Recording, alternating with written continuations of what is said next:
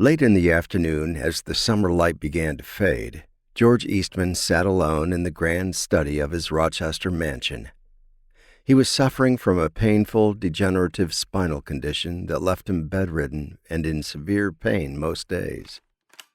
Like many men of advancing age and failing health, the famous inventor and entrepreneur found himself in a distant, introspective mood.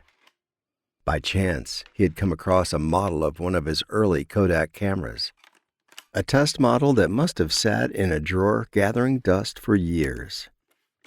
Turning the rusted device slowly in his aging hand so that he could see every angle, he was almost overwhelmed by a powerful sense of nostalgia.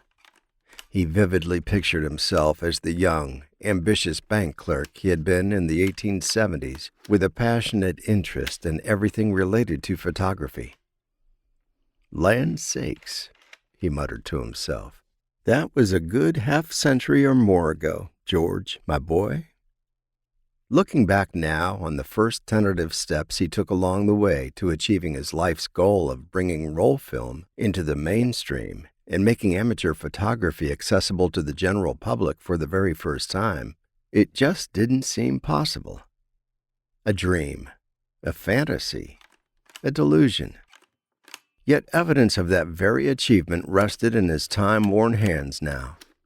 And when he lifted his head and looked at the mantelpiece by the window, he saw the familiar parade of cherished family photographs, baby pictures, weddings, Thanksgiving and Christmas celebrations, holidays and birthdays, and knew that none of those cherished images could have been captured or preserved for posterity after all these years if it hadn't been for his own passion, dedication, and tenacity.